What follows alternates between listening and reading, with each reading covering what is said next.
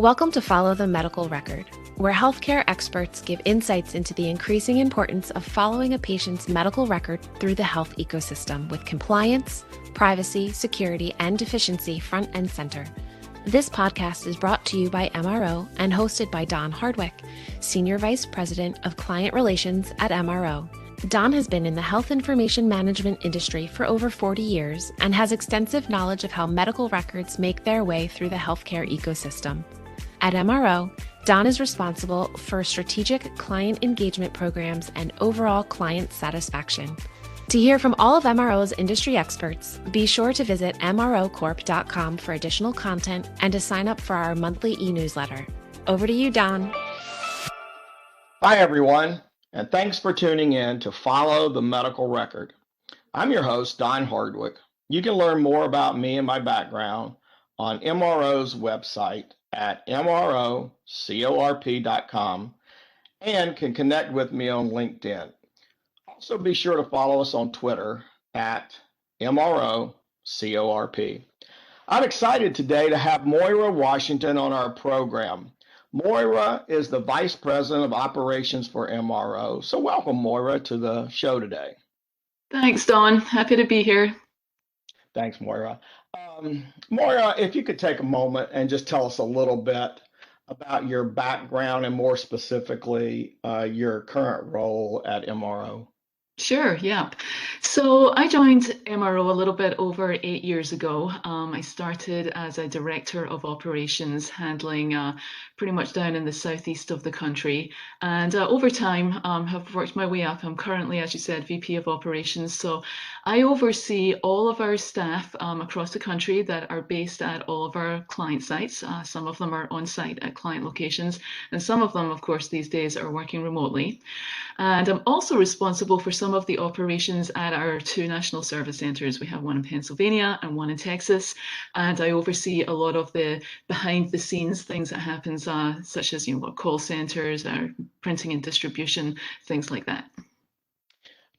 Moira, today we're going to be talking about some of those items, more specifically about our remote workforce and the change in that environment that was created partly because of COVID, and then just partly because of the change in technology that we have today versus what we had a few years ago. Of course, COVID kind of introduced the necessity for going remote, but it enhanced our ability. All of the technology kind of caught up with that demand. And so we're going to talk a little bit today about that remote workforce. So on this program, we have discussed various issues about health information or the associated data, such as legislative issues, IT security for remote staff, how facilities are audited, and in an enterprise approach to consistency in contract service. But one of the things that we haven't really discussed is the management of how that data or health information is orchestrated behind the scenes. So first of all, if you'll tell us a little bit, you went through some of the areas that you are managing for the company, but just so our listeners understand the scope of that, how many reports or how many people in the organization report up to you? Yep. So in total, it's excuse me, a little bit over 1,500 employees, and the way that that's split up is about 1,000 of them are what I would call out in the field. So again, out at our client sites, and about 500 of them report up through our national service centers. And we've got that spread out, of course, across multiple different directors. So again, in the field, we have 4 directors who oversee different regions of the country. And then at our National Service Center, we have an AVP, Stan Zukarev, who oversees those teams as well. So everything is split down into structures and roles down into regional operations managers, area managers, and of course, all the way down into site and area supervisors as well. So we do have that hierarchy and structure built out so that no one manager has too many direct reports, because of course, we have to have that interaction and that oversight at a reasonable level as well. So what would you say while we're talking about direct reports, would you say is an optimum number for someone at your level? And then kind of cascading down in the organization, what happens to that sphere of management responsibility? Sure. So for myself, I currently have 7 direct reports, and I would say that's probably an optimal number at the moment, given the size of the country that I have to span and what's going on. As you start to move down in the hierarchy, you do have folks who can start to span more people than that, certainly more than 7 direct reports. So when you get to the regional and area manager level, quite often those folks can have up to about 20 folks reporting directly to them. That's the maximum that we would ever really want to go to. And you have to look at how it's set up to determine what somebody can manage from that perspective. So, for example, we have managers who have 20 direct reports, but they're all at one site. So everybody's there, the communication's a bit more streamlined, the training is a little bit easier because you've got a team that's all together. We also, though, have managers who manage smaller groups of people across multiple different locations and sites. So it could be dealing with different EMRs, different organizations. And at that point, the complexity goes up a little bit. So you have to be careful there with how many direct reports. So quite often we can have a manager who's handling 10, 12 people. And that's optimal for them just because the complexity of what they're handling is increased. Now that we're not in one location typically today because of the COVID issue, we've sent people home or they are working remote in a remote, more isolated fashion. Has that changed your perspective on that level of span of management? Absolutely. I would say that we have increased our level of management over the last couple of years, specifically during COVID. At the height of COVID, I said we've got 1,000 people out in the field. At the height of COVID, a solid 50% of those had been transitioned to work from home. And for the most part, most of them have stayed there. Some have come back into the office at this point, but many of them have stayed there. And of course, we were following our clients' wishes with those people. So if a client wanted us to send our people to work remotely from home, that's what we did. If they wanted them to stay physically on site, then that's what we did. We would follow whatever they needed.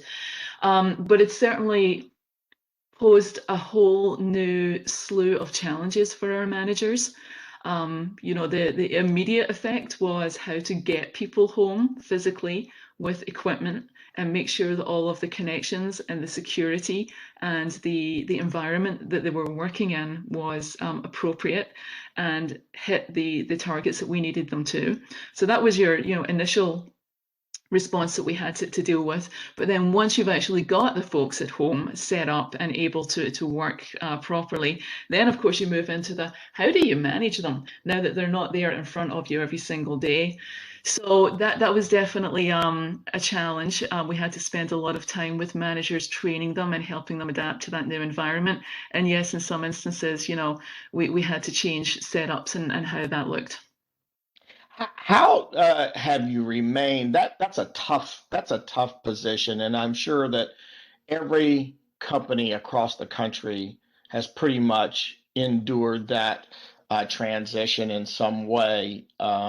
So how did you remain or have those um, remote staff remain feeling like they were connected to two things? Number one is MRO as an organization, and number two, the client that they served.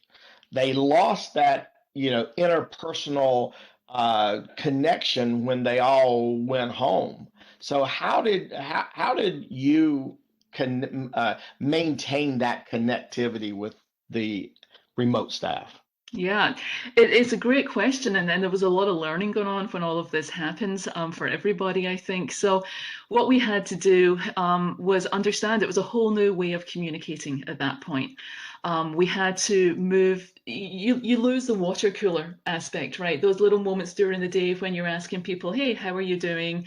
I something happened with your kids yesterday, those little moments that are a little more difficult to schedule when everybody's working remotely. So we certainly moved to much more frequent meetings. Our IT department were great, and they sped up the implementation of Office 365 for us. That had just started at the beginning of the pandemic, and they put a fast forward button on that and made that happen really quickly, so that our folks could come together via, for example, Teams. We made sure that cameras were turned on during these meetings, because although you might not necessarily always feel like turning that camera on, it is important to see one another's faces. And we emphasized with our managers, the need to not just roll straight into a meeting and the agenda items and hitting everything, but taking the time to actually have a little bit of a chat with staff as well, as you move through the day. We even had some managers who would set up a fun half an hour toward the very end of the day, sometimes even after hours, where there was no work chat. It was simply to get on and show a picture of your pet, or talk about something funny that happened that day. And that was all, to get folks through the upheaval of the change and allow them to still feel connected to their co-workers. Did your management staff also go through a sense of disconnect? Although I know your managers are somewhat remote anyway, and they always have been, but just the fact that they wouldn't be on site at a client's office like they have in the past, did they run through a time where they felt disconnected? Absolutely, because you're absolutely right. Our managers are used to being on the go, out and about, hitting our client sites, meeting in person with our clients as well as with their teams. And so it's a really big change for a lot of them. Now, some of them did remain out in the field. We did have, again, many client sites where we were still staffing front desks for patient walk-ins. And so they were out in those environments. But there were a good amount of them that, yes, went completely to remote from home. So we had to take the same approach, at the director and VP level, having meetings with those folks, making sure we pulled them together, making sure we spent some time on the personal aspect of it, as well as, more than ever before, one-on-ones were incredibly important. Taking the time to just stop and check in with people on their mental health and how they were feeling, and utilizing our online MRO Academy as well. A lot of new modules were loaded in there by Mariella Twiggs and her team that were based around how to manage this new environment and also how to manage your own personal health. So we got a lot of support from our training team around that as well, so that if we did sense that somebody was struggling a little bit, aside from talking through it ourselves with them, we had some other resources that we could point them to as well to help them out, which was great. You talked a little bit about monitoring productivity and quality and so forth. How did that change during this time period? And even today, we're still in this environment where, although we're moving a little bit more back to a normal work schedule in the same environment, office, but a lot of people have found that this remote capability that we have is advantageous to them from family perspectives, getting the kids off to school, then working a part of the day, getting the kids back and working another section. Having that flexibility, has that proven to be an advantage from, I know that's an advantage from a personal standpoint, but did you find in this transition any degradation in quality or productivity from your staff? Yeah, so we are extremely lucky that our platform, ROI Online, has always given us this great window into what our staff are doing on a daily basis. Because managers, even when people were on site, weren't always directly there with all of their staff all of the time. So we have this great reporting built into our platform that allows us to be able to see what a person is accomplishing throughout the day. You know, hour by hour, we can see the variations there. So that was a great help to our managers and being able to, you know, oversee and monitor what was going on. Obviously, they would look at everything at a high level, but if they needed to drill in, they could get down into the weeds there and understand what someone was or was not getting done during the day. We also did have to work with our managers to sort of educate them that, hey, it is okay for somebody to log in, work for 3 hours, log out because they have to your point, you know, maybe perhaps take the kids to school, and then log back in an hour later. So the day became a little more unconventional. And we did have to spend some time working with some managers who weren't used to that and weren't real comfortable with that, to get them to understand that, no, this is okay. It's all right to start to become more flexible as long as we still have our eye on the quality and the production piece of it. So all of the tools were there for our managers to monitor both the production and the quality. We have a lot of reporting in ROI Online as well that allows us to see, you know, what we call potential incidents before anything has even happened. We can see if an employee has made a mistake that was caught at one of our, you know, multiple double checks that we have in place, and we can see that perhaps that quality is taking a turn downwards, and it gives us the opportunity to sit down and coach and counsel them. So that in our platform was super helpful to our management to allow them to make sure that we weren't seeing any degradation in the production or the quality. Now, did we find some staff out there, very small handful, that you know, took advantage of the fact that they were working remotely from home, and you know, some production levels went down there? There were some very small pockets of that out there. We were able to see that quickly because of the reporting that we have, and you know, address that appropriately. So I would say overall, in general, it was an advantage to us from a production and quality perspective for those folks that were working from home. You know, the distractions kind of disappeared and they were able to just sit down and really focus in on the work at hand.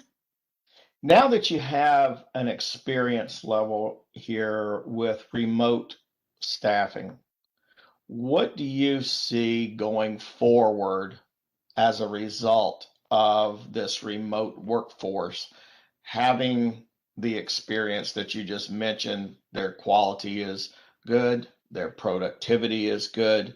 What do you see from an industry standpoint of continuing with this remote environment? Yeah, I think that the hybrid environment that we're currently in is here to stay. You know, there are some folks that have determined that work from home is for them and that's what they want, and they're not really willing to look at any position that isn't fully work from home. And then there are other people out there who, you know, enjoy the office environment and do want to be part of that. So it's been interesting. You know, what we've learned is that it really is possible to send entire teams remotely to work from home and not see any degradation. It's possible to be completely successful there. We've seen that happen, and we have many clients who have told us, you don't ever need to come back into the office again. Release of information is now completely work from home. We don't need to see you. And that's great. We do also, though, have some employees out there that do like to be in the office. And I was actually with our National Service Center team in Texas last week, and I was chatting with some of those folks. And that was an interesting conversation because what I heard from some of them, and just to explain, we currently have a completely voluntary hybrid environment at our National Service Centers for most of our staff, meaning if you want to come in and work, you can come into the office. We're here. We've got a cubicle and a desk all ready for you. However, if you prefer to stay at home, that's perfectly okay too, as long as your production and quality are at the levels that are acceptable to us. And what I heard from some folks, they had to come into the office for some mandatory training that we had pulled people in for, and they weren't feeling really great about it. I don't really want to come into the office. I like this work from home. They came in, they went through the training, and they realized, oh my goodness, I kind of missed this. I miss this, and I think that moving forward, what I'm going to do is I'm going to come into the office 1 or 2 days a week, and the rest of the days I will spend remotely at home. And I love the fact that we are able to give our staff that level of flexibility in choosing what they want to do, again, as long as they're hitting the standards that we need them to hit. But it was interesting to me that, there were quite a lot of people who said, gosh, I didn't realize that I missed the office until I was actually back in the office. But I will say that I think going back to mandatory 100% of the time in the office, I don't think in the near future we're going to be back there. People like the flexibility, and if we try to enforce 100% in office, I believe that we'll see some resignations and we'll lose some talent. So of course we have to keep our eye on that piece too. Certainly. I mean, people, there is a work-life balance that most organizations are considering more highly today than ever before, because you don't want to lose good talent because of too many stringent rules. So as long as the rules can be enforced, meaning rules on productivity, rules on quality production, then you have a workforce out there that you can take advantage of that are very skilled people, and can do that with less, I would say, office overhead cost than ever before. I think it's certainly a good move to have that kind of flexibility personally. Moira, if you could give any advice to our listeners, any lessons learned here, anything specifically that comes to mind that I know you're going to hit on communication because it is a big piece of it, but any other items that would help in this transition back to a office environment or hybrid office environment? Yeah, I think making sure you give your staff the highest level of flexibility that you can at the moment is important. Understanding that they will, trusting them to do the right thing. Of course, having the data around what's happening and when is really important. It's nice to give the flexibility, but you really need to understand what is happening and be able to monitor that in the different environments to check that there aren't any differences there as well. But ultimately, I think at the end of the day, everyone that works for us, they want to do the right thing, and we do have to have that level of trust in our folks and know that they will do the best by us as long as we are doing the best by them. Moira, thank you so much for this insight in this changing environment with managing the level of staff that you're responsible for. It's been very insightful. So again, thank you for joining the show today. It's certainly been a pleasure talking to you. Thank you for having me. For more insight on a patient's medical record through the health ecosystem, visit our show's page on MROcorp.com, and be sure to explore additional resources and thought leadership. You can also check out our program page on healthcarenowradio.com.